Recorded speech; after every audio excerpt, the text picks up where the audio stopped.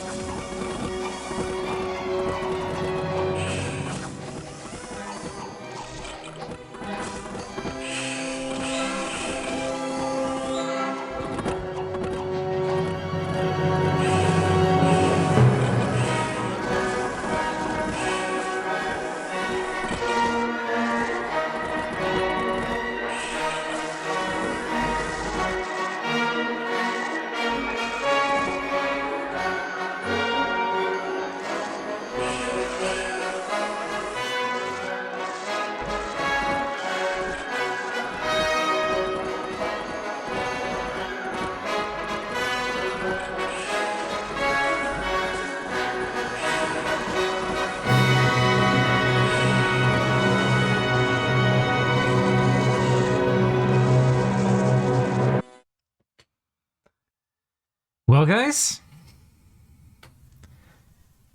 how about them apples? Now, this was a lot closer than I thought it would be. We'll watch it again. I'll talk through it. So, the idea that I think these guys had, first of all, they did more than I did in the test game. So They really sharpen their pencil here on this one. But there's a few things happening. They've got these guys, basically all their Air 2s are going to be summoning a wave of elementals. And in some ways, I don't like talking about how to do air elemental spam because I hate it's so oppressive and stupid. It really is. I hate mass air elemental summoning. But to do it well, guys, you have to do a certain amount of it. And it's best if it's all done at the same time, not over the course of several rounds. And it's also even better if there's accompanying chaff to distract people from killing the air elementals.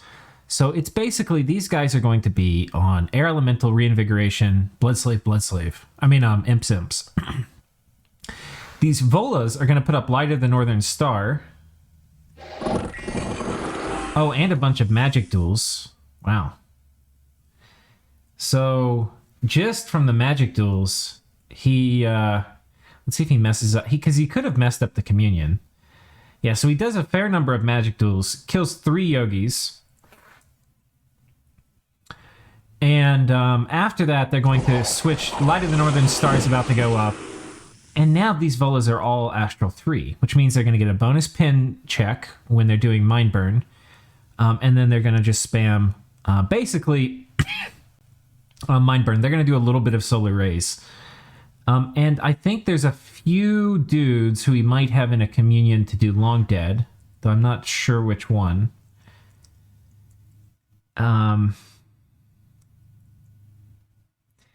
I don't actually know. This guy's doing Animate Dead. Animate Skeleton. I think it's just the occasional Animate Skeleton once he's off script. There's a little bit of Swarm Casting. And by this time, Bandar or Patala has Flaming Arrows off. A lot of these air elementals and imps are coming in. But I don't know if you could see, like, wherever they're getting focused down, like, these are already size 1. So wherever they're getting focused down, they die pretty quickly. And that's why the critical mass kind of matters and the other distraction, to keep people from shooting them with the flame. Because with the flaming arrows, they kill the air elementals pretty easily. So basically that's all happening while there's a lot of Mind Burn spam coming out. Now, our gym bait, now you saw how close it was. Our gym bait very well could have been the decisive factor. And I did not think this. Like, when I was doing it, I was like, well, I don't think this will change. I can't remember. I might have even said it in the episode. I don't think this will change much. It's certainly not going to stop flaming arrows. He doesn't have a lot of things that are going to be spamming gyms. Like, he's not doing a bunch of elementals himself. I don't think it's going to do much, but I think it actually turned out to be decisive. And the reason for that is there would be probably another 80 Soulless around here from Raised Dead, and he would have had Anti-Magic off. And Anti-Magic would make all these guys spamming Mind Burn, which is a substantial number, really. They would be... Oh, he's got some of these guys in Communion, too. But they would all be... basically... Yeah, and these guys are going to spam it out because they're part of a Communion that I think is pretty safe. Like, there's a lot of slaves in it, so they're just going to keep going and going and going. And these Bandar have horrible MR. That's one of the things about monkeys, is that they have really bad MR. They have a fair amount of hit points, but the Mind Burn targets the head, so it's still got a decent chance to kill them, though it's not great. But yeah, the combination of all of that means... Now, these Blade Winds from the God have actually done absolute work against the imps. If he didn't have this God doing Blade Winds, it would be, I think, a lot different. Oh, this guy's doing Blade Winds too. Yeah, these Blade Winds did serious work this fight. And the Van's right in, and it's pretty brutal. They kind of get cut to pieces. But by this point, so much of, like, this is only, guys, like 100 units left. And, this was 500 or 600 to start with. So, the army has mostly run from this side. Now, on this side, there's still a bunch of summons, and they're reasonably close to the army running, but they're not nearly as close. They've still got archers that are around. They didn't bring that many troops to start with, and they've got a lot of summons on the field. However, like most all the air elementals are dead. When I had done my little flimsy test game, it was never this close. So this is good that they went and did a bunch of extra things looking at it. I just went and looked at it, was like, do I think it's possible? And how many air elementals will you probably need? And I was like, oh, it should be not that hard. You should be able to do it. Well, they went and really sharpened the pencil and were making sure that, like, they got look at all the formations they did, how they put things out and where all the mages were and how they were scripted. They got it really down to a science. And I think if they didn't, they would have lost it. Now, there might be some problems we could really come in here and pick apart. I haven't really had time to do that. The turn just rolled. But I do want to look at how many gems they spent on this. So this is for... so these Van Herses were thugs. And they were to kill the god if they had, like, berserk gear on the god or something. I think they end up dying, both these Van Herses. And then for these Van Jarls, 2, so that's 6, 8, 10, 12, 14, 16, 18. And these guys, we had 20, 22... 22, 24, 26, 28, 30. Oh, this guy had a lot. Oh, because he was in Air 3. So this is 35, 37, 39, 41, 43, 45, 47. So this is, I don't know if I counted this guy once or twice. This is all the air gems he had. So the net effect, if we look at the Butcher's Ledger here at the end, Midgard lost a Great Hawk, which he doesn't care about, 3 Van Herses, which he doesn't really care about. Though there was some gear on some of them, but presumably he recovered most of that. The Black Hawks he doesn't care about. The Corpse Constructs he doesn't care about. 5 crossbowmen. 1 crossbowman, Hoberg crossbowman. He lost most of the Huskarls, which they're mostly chaff. This is only like 360 damage. 360 gold to dudes. And 14 Vans, which is a bit of a... This is probably the most painful, or certainly the most painful part of the whole thing for him. But, I was saying, like, maybe you don't bring the Vans because there's a good chance whatever you bring is going to die. But if he didn't bring them, he might have lost. It was that close. The other thing, if we look at it, the Volas did a lot of the killing. They killed 44 dudes. You can't see the kills from the summoned units, like the air elementals and the imps and all of that jazz. So you just don't know what that was. Except when you look down here at the total that died for the monkeys, which was 300, you can kind of reverse engineer your way into it. Like, summons probably killed... at least 100 and probably 30 or 40 dudes, because there were also some summons on the Patala side that got killed. However, this is a significant number, and this would have been targeting some of the higher HP monkeys. So anti-magic could have been part of the critical thing that set this battle on the course for Midgard. And yeah. And so, in a way, Patala, just by making himself my enemy, has lost a battle that he otherwise would have won. Not only would I probably not have traded all of these air gems, because I gave him more air gems than I even wanted to, really, to Midgard. But I also put pressure on the monkeys so that they felt compelled to finish this quickly rather than to, like, lounge around and take the other forts first. But they wanted to go ahead and put the nail in the coffin of the elves. But in addition to that, I've now gem baited them and materially affected the outcome of this battle. So they would have, if they had just given me those 2 provinces I had asked for as part of the vulturing agreement, then they probably would have won this battle. And they would be now the proud owners of an elf capital. But instead, they have been defeated, and they lost 300 units. And as part of that defeat, they have scattered to the wind. And they only had 2 provinces to retreat to. So they probably, of the 200 guys which ran, they probably, more than that, 230, they probably have lost almost another 100. Maybe it's less. But certainly some of the mages too.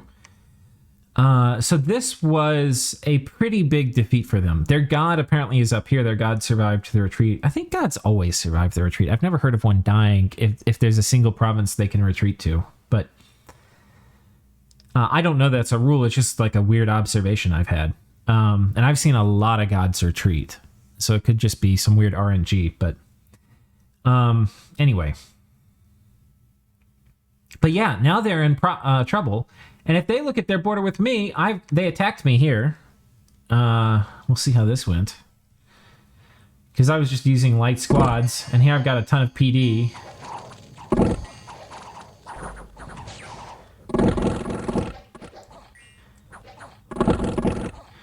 My crossbow's killing my own dudes. Thanks, guys. I killed 2 Malia Drazina, you fuckers. Thanks. Management. But yeah, so he's now looking at this and he's like, okay, shit. Things have gone real sideways. Not only do I not get the capital, not only do I lose probably 300 to 400 dudes, now it's even uncertain whether I'm going to finish it. Midgard, by the way, has been calling in for Vedheim to help. I don't want Vedheim to help just because Vedheim is scary. They're a scary late-age nation. And I want to work with them on killing Arco together. But if they eat Patala, they might be too big to ever stop. Like, they're going to be enormous. And they could potentially get a throne victory if they get... I mean, I don't even know which all thrones they have, but... I don't know. Vedheim is scary late game. All game. They're scary in the late age. And the player who's playing him is really good. So... anyway, I don't want that to happen, so I need to talk with them. But after this, it was kind of funny. I sent the monkeys a message, and I said, so how are you feeling about your decisions? Or the decisions that you've made? And they were like, not that great. And I went on to let them know that I still bear no ill will towards them, but because he's made me move all my armies up here now, I'm going to want more than I had wanted originally. And especially considering that his military position has changed. The other thing I said is, the elves are going to die still. I think that's a matter of course. He's just too weakened. It's just a question of whether he kills them or whether I do with my stack that's coming in. And so anyway, basically I was like, we can go back to peace if you want. And he said, okay, well, we're interested. What are your terms? And I was like, well... basically, I want all the land I have now, and I'd be okay to let you get the capital because I want you to have the lion's share, and I want you to be happy, I want you to have conquered the elves. But now that I've had to invest all this stuff, I want more, and I've PD dumped a bunch of this stuff and other things. So, yeah. So anyway, he was like, yeah, that will work for us. I'll talk to my partner. Oh, the other thing I said was, look, I want this too, but I think I also want you to be happy. Because I want to have potentially a long-term relationship where we're not hostile to each other. And so because of that, I think we can give you 4 too. Because if I were you, I would also want 4. So I kind of argued a little. We probably could have held the line. I could have negotiated to keep 4. But the thing is, sometimes you have to realize, if you negotiate for too much... then you've negotiated the other person where they're really unhappy with their situation, and then they're going to come back and mess with you later. And I think if he gets all of this stuff, he'll be sitting pretty happy. He'll be pretty happy with how things turned out. And that will probably set him up for a next war into Calum, too, if he gets all of this. Because he's enveloped a fair bit of the Calum stuff, and these guys are going to be a little weak after their wars, so we'll see. Anyway... there's a lot of good things that come by piecing out with him right now. We're going to secure a bunch of land for ourselves. We're going to allow him to go ahead and finish his war, but, with the land we've secured, hopefully us backing out too, will dissuade Vedheim from jumping in and knifing Patala, which is something we do not want. And it's going to free us up to go ahead and get ready to declare war on Arco, which is relevant because he is attacking Ulm and beating him, and I think he's raided a few of the Ulmish provinces over here. And Ulm does not feel very confident in their chances of winning. Interestingly, Arco offered peace to Ulm if Ulm gave him 55 blood slaves, which is enough for an empowerment in a Sanguine Daussengrad, so that he can break into blood. And Ulm asked me what he thought what I would do if I were him. Also, because the decision he makes will be dependent on the actions of other players. Like, is peace with Arco a good idea? Well, it depends. It depends how soon. Peace with him would come with a nap where Ulm loses territory permanently or semi-permanently. Now, if Vettiheim and Tianchi and I are about to attack him, then he doesn't need a non-aggression pact with the elves. In fact, he can probably retake a bunch of this stuff. So that's an idea. I think he's going to keep fighting, and I reached out to Vettiheim, and Vettiheim, Hez, who's playing him, just had a baby, so congrats, man. Yeah, so he's going to be busy. However, his partner, Nosy, I need to talk to, and I haven't talked to yet. However, I have talked with Tianchi, and Tianchi has said that they think they do not need to wait. So this is the other good thing. They're sitting on top of this fort, which relieves so much of my anxiety. Gosh darn it. We had the throne battle here. We'll watch. But it relieves a ton of my anxiety about Atlantis coming out and messing with us. And he's got plans, of course, to cap it, to take this. He's got water mages coming in to summon water elementals. He was asking whether I thought they had Conjuration 5 for big water elementals. I don't think so, but I don't know. It's been so long since we've seen his mages do anything. A lot of it would depend if he was able to build a lab when he first moved here. So we'll see. He's also traded away most of his water gems, so he probably doesn't have a ton of water gems to spend on water elementals. So we'll see.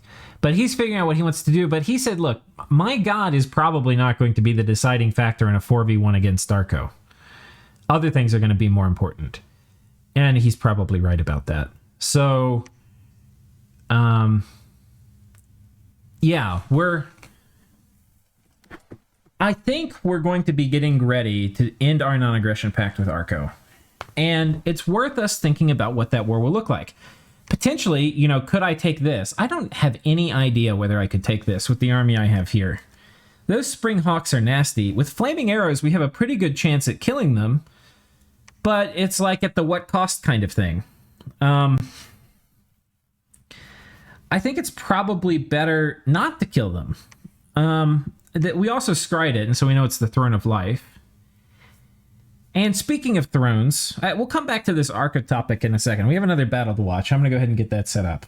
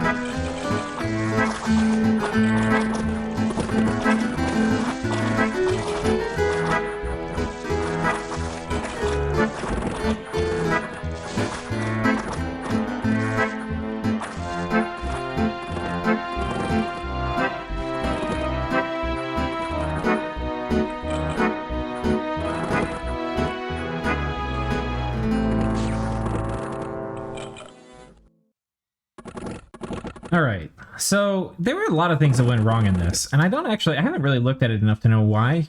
I just know what, like, we were supposed to do flaming arrows. This guy was, or no, was it this guy? Power of the spheres. Oh, fuck. Oh, it used the fire gem on doing Phoenix power. Oh, what a fucker. What an absolute fucker. So it didn't have enough gems for flaming arrow. Who knew it would use a gem on Phoenix power? It didn't need to. Oh man, it's a fatigue thing. It's like, oh, save us from going over 100. We'll use a gem. God damn it. All right, I should have put him in a communion. I did, and then I took it off. God damn it. And then instead he makes a fire elemental, which kind of burninates people back here. We also lose our 2 communion slaves. I'm not quite sure how they fatigued out. We've got reinvigoration off now, and they seem to be fine. But the fatigue's growing pretty quickly. Yeah, they've got the reinvigoration on them, but they're about to hit 200. And now they're about to die. Yeah. So yeah, they get yeeted pretty hard. So okay, we lose 2 occultists. We lose most of our front line. You know, it was a little expensive. We lost, in total, about 600 gold of stuff. Not ideal. Maybe a little bit more. Maybe more like 700 gold. So not great, but the good news is we got the Throne of Fire. And it's a cave province, which normally has good sites, and a throne province, which normally has good sites. So we're going to go ahead and move this Holy 3 over here, and he can go ahead and claim it. And that will be great. Go ahead and get our fire income up by 3. The other thing that has occurred to me, we're going to go ahead and start building a fort here too. The other thing that has occurred to me is we now have 2 hammers. Well, we can make another one this turn. I don't think I talked about this in the last video. If I did, forgive me. But we can start selling lanterns to people. If Vedheim's interested, TNG will probably be interested. There's a bunch of people who will probably be interested. And if we sell lanterns to people at 6 gems a pop, which is a very nice, fair price, especially reasonably early, it's a very generous price. Because we have the steel ovens and we have hammers, we will be making a profit of about 4 gems per per lantern, because it will only cost us 2 gems. Speaking of which, we should probably switch back to these guys. And I should probably, we've got these guys coming back home. Probably have these guys walk over here too, so that they can start next turn. Though we'll have to finagle research. I do want to finish this, and you can see we're cutting it pretty close. But we'll be able to... How many do you actually need? I'm only going to have 2 hammers free, so I probably can actually... God, I need to turn unit production back on. We're being a little greedy. I mean, we're probably number 1 in army size or close to it now, but still, I feel like we need more units. But yeah, we'll need enough fire mages here to make lanterns next turn. And then we can start selling them, making a profit, and that will be just glorious. I have also mentioned to Ulm that we can make him astral boosters, the crystal coin and the Starshine Skullcap or whatever, and that will help him mind hunt some of the Arco stuff. I think I quote him a kind of high price, which not high. I mean, to make somebody a booster, I'd ask for 5 gems of profit. But he's fighting Arco. He's doing God's work. I think we can sell it to him for pretty close to cost, maybe 1 or 2 gems more. So we'll see if he wants it. I need to go back and check and make sure I've finished my communication there with him. But yeah, so things are looking pretty much on the up and up. We have a non-aggression pact with the monkeys now. He's going to get this. We're moving out of it. The agreement I've made with the elves is, I was like, look, I want to, we've already put a fair amount of PD here. How about we hold on to it and we'll send you some money every turn? So that's another thing I've got to free up funds for. Maybe we cancel this fort. We need to send him. I think I told him 300 gold a turn. That's a lot, but we'll do that. If he can get all this stuff back from the monkeys, then it will make sense to discuss returning this stuff to him. But until then, it probably makes sense for me to hold it and send him money. He wanted this province back so that he could get connection through here. That's probably fine. I actually might not be able to do 300 a turn. I think like if I look at the income of the provinces I've actually got from him, oh, we'll do 300 this turn because it'll include this. I'm probably next turn going to have to get down to like 240 or something. But anyway, these are details. The bigger, broader point is if he can kick the monkeys out, if he can actually form an offensive and attack out and kill the monkeys, then we can negotiate him getting this stuff back. I'll probably keep this one, but I'm open to that. We've got a lot of PD here. In truth, I think he has done the best he can with the ride out. He spent all of his air gems. I think without those air elementals, and he's already spent most of his blood slaves, so without the air elementals and the blood slaves, he cannot take another major fight. I think in practice, he is dead. However, he has given these monkeys a mighty, mighty black eye. So props to him for doing that and having, you know, he got his tail beat a little bit when he was on the offensive, and he gave up a lot of ground on the defensive, but he walloped them right in the eye after they were sitting on his cap. So, that was super cool. But I just don't think he needs gems and slaves and stuff to keep this fight up, which he just doesn't have, and which I can't even really give him. I don't really have a big slave economy to feed him blood slaves, and I certainly don't have air gems to feed to anybody. So, yeah. I think he's mostly done, and I'm going to get these provinces when he eventually dies, which I don't think will take very long. I think it's only going to be a few turns. He's in this situation where he needs to ride out and reclaim his cap circle, but if he does it, there's a ton of monkeys, which will probably kill him. That's just kind of how it is, I think. So I expect, and I don't want to, I could be like, hey, dude, you're dead. I need to end my non-aggression pact. Just let me finish eating you. You've done a great job. I feel a little uncomfortable doing that. We've been friendly, and he's just had such a big victory. Having the guy who was helping you be like, okay, great job, now I'm going to eat you. It just kind of isn't nice. And this, in my opinion, is a good middle ground where we get to keep some stuff. We're going to have these flags on these provinces when it's all done. It'll be ours, but yeah, I don't know. Anyway, this is, I think, how we'll handle it. So, yeah, the monkeys probably should have taken my deal to pay him $800 for a fort that wasn't his, and for me to only get these 2 provinces. Now, instead, I get this for free, so he doesn't get a cash infusion. He loses taking the cap, and I get 3 more provinces. So I guess we called each other's bluff, and this is how it turned out. Also, it's worth noting, at least 20 of these gems and the cap were mine. At least 20, I think. I can't remember. Maybe it's not. Maybe it's just 20. Or maybe it's like 15 to 20. But still, it was certainly enough to make the difference. The other thing that happened this turn, so let's look at events. We had some bad events. We had this one, which is not really a normal event. This is the rebirth event. Then we had this one, brigands taking up residence, which sucks because this is a luck 3 place. So this was a bad event in a lucky spot, which will happen. And then we have, of course, as we are wont to have, we have an event happen in a place where we haven't gotten all of that shitty Atlantis Misfortune Dominion out yet. And, we got a bad event here. So the good news, though, is we're hard at work getting rid of that Dominion. And there's only 1 candle left here. And we've got 2 guys preaching here. And there's only 2 candles left there. So that's good. We also have this palisade 1 turn away from going up. We've got a temple coming up here. We've got these guys researching. Basically, a lot of good shit.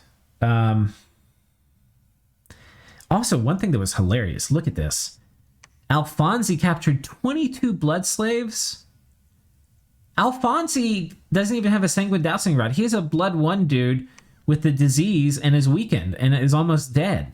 And he just wrangles up 20 blood slaves for us. 22 blood slaves. Very nice. Thank you, buddy. So we'll be depositing those pronto.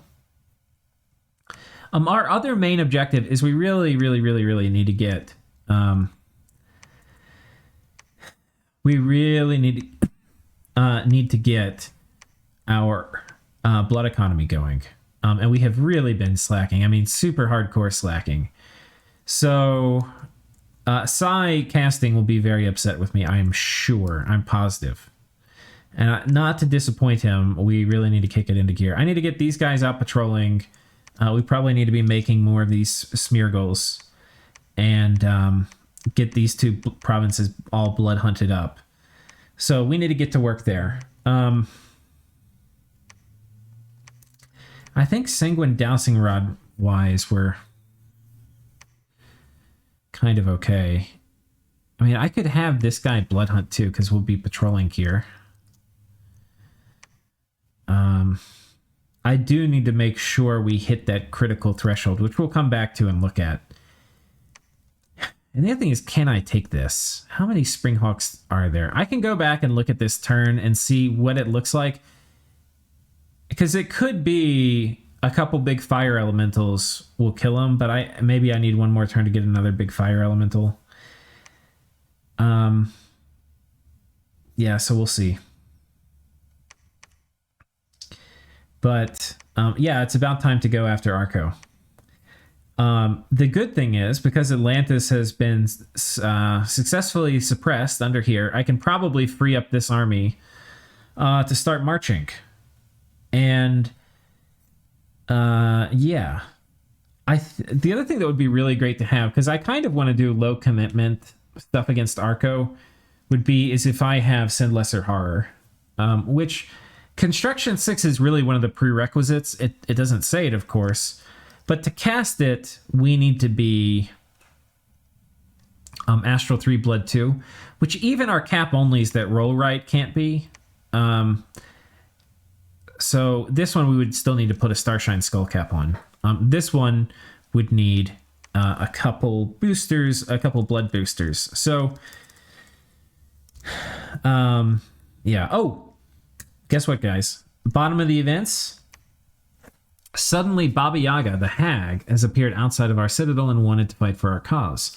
Baba Yaga is an ancient hag of the woods. She's among the oldest beings in the kingdom and has aided more heroes than any sage and eaten more children than any dragon. Her appearance is that of a huge, shriveled old crone with teeth, nails, and a nose of iron. Some claim her long, pendulous breasts are of iron as well. She's dressed in dark rags, and her hair is long and unkempt. Baba Yaga is the most feared of all beings in the wilderness. Her malevolence is unsurpassed, but so is her wisdom. So let's go take a look. She is a giant pestle. Oh, wow. I guess that's for grinding up little children she captures at night. Now, she is old. But she is not immortal like our other lady, and she is Death 4. So, I think this is certainly a chassis we will want a Twiceborn, because if she dies, we don't want to lose it. It's notable for us for some also for some very important reasons. One is it's our only Nature 2 access. You know, we get Nature 1s through Indies, but she can go ahead and make us a Thistle Mace and some other things, which is going to be really nice.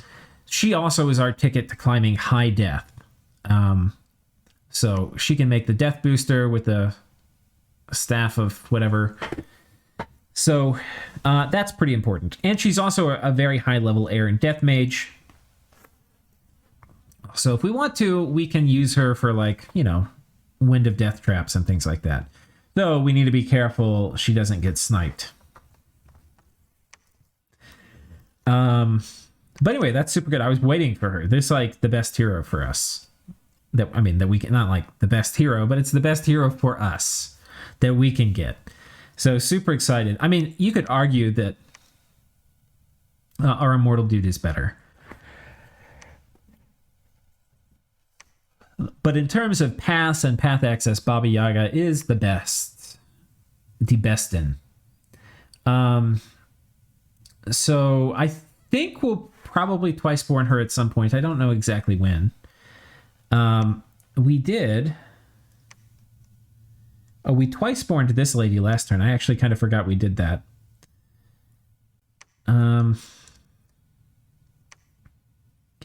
I think I kind of want to have her as a thug that I can maybe use against Arco at some point. I need to figure out a good way to have it die, though.